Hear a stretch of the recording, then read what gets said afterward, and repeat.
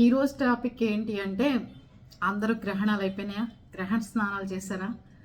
కానీ అన్ని న్యూస్ ఛానల్లో సిద్ధాంతుల్ని పూజారులు గారిని పిలిచి లేకపోతే వేరే మతస్థులను లేదంటే ఈ గ్రహణాలు నమ్మని వాళ్ళను పిలిచి నాస్తికులను పిలిచి రచ్చ చేయకుండా ఒకటే ఛానల్ చూసాను నేను, రచ్చ చేయకుండా సుఖాంతంగా ఫినిష్ చేశారు. కానీ విషయం ఏంటి అంటే దాన్ని అదే పనిగా ఆ రోజల్లా టీవీలో చూపించడం వల్ల ఎవరైనా ప్యానిక్ అవుతారు. ఏ రాసులు బాగుంటాయి, ఏ రాసులు బాగుండవు, ఏ రాసులు వాళ్ళు ఏం చేయాలంటారు అనగానే ఇంకా వాళ్ళు రెచ్చిపోయి నేను మంచినీళ్ళు తాగేదాకా తీసుకొచ్చారు. కొన్ని రాసులతోనే బాగుంటుంది, కొన్ని రాసులకి ప్రమాదాలు జరుగుతాయి, కొన్ని రాసులకి వాహన గండాలు ఉన్నాయి, ప్రాణగండం ఉంది, ఇది 15 రోజుల పాటు పనికొస్తుంది, ఒక పర్టికులర్ రాశికి ఫాదర్కి బాగుండదు అని చెప్తారు. అయ్యా మీకు చేతులెత్తి దండం పెడతాను, అంతన్ని గంటలు కూర్చుని టీవీలో ఈ రాశి వాడికి బాగుండదు అని చెప్పి మనశ్శాంతి లేకుండా ఎవరికి తినదరగకుండా చేయకండి. బీపీ డౌన్ అయిపోయి ఇప్పుడే నేను టిఫిన్ పెట్టుకుని తినడానికి ప్రిపేర్ అయ్యి మీరందరూ ఏం చేస్తున్నారు, మీ రాశుల గురించి ఏం చెప్పారో చెప్పండి.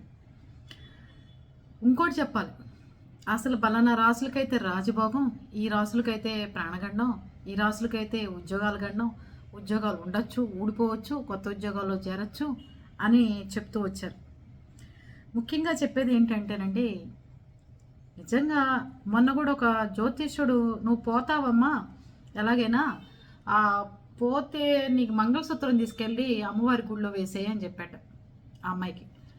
ఆ అమ్మాయి మంగళసూత్రం వేసిందో వేయలేదు కానీ పూరేసుకుని చచ్చిపోయింది ఈ జ్యోతిష్యం వల్ల.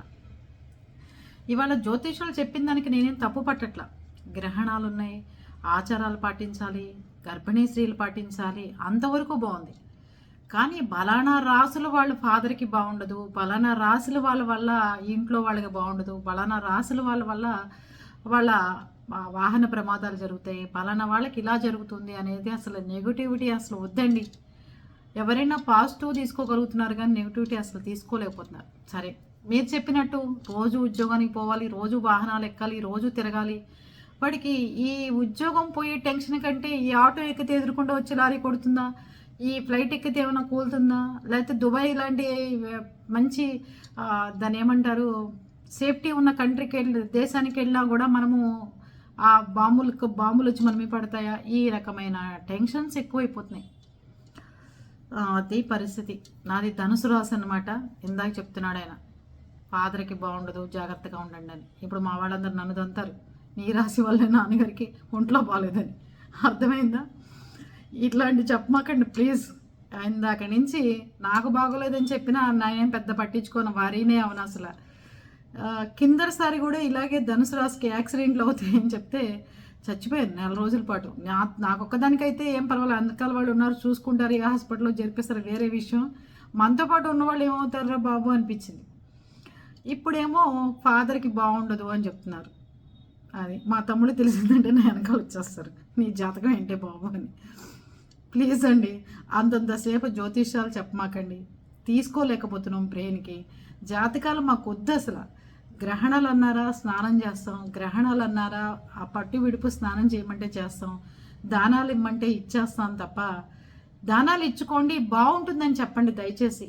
ప్రాణగండం, ప్రాణాలు పోతాయి, వాహనాలు ఎక్కితే పోతాయి అంటే వాహనాలు ఎక్కకుండా జరగదు, వాహనాలు ఎక్కలేకుండా ఉండలేని పరిస్థితి, ఎక్కడికొక్కడికి వెళ్ళాల్సిన ప్రయాణాలు వస్తాయి. ఏం చెప్పమంటారు చెప్పండి. ఇవన్నీ మానుకోండి ప్లీజ్ దయచేసి. వచ్చేసారని ఇలాంటి జాతకాలు వద్దు, అది బ్రెయిన్ దాకా తీసుకోలేకపోతున్నాం అందరం.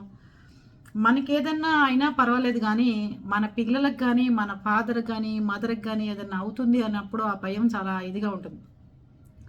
మా ఫాదరు పూర్ణాయుష్, ఎందుకంటే ఆయన అనుకున్న గోల్ సాధించే వరకు, ఆయన అనుకున్నది నెరవేర్చే వరకు, విజయం సాధించే వరకు చక్కగా 100 ఏళ్ళు దాటేసి బతుకుతారని మా ప్రగాఢ నమ్మకం. మా బామ్మగారి ఆశీర్వాదం, మా అమ్మగారి వెనకాల సపోర్ట్తో మా ఫాదరు ఖచ్చితంగా 100 ఏళ్ళ సెంచరీ పూర్తి చేసి చక్కగా పరిపూర్ణ ఆయుష్తో ఉంటారని నాకు తెలుసు.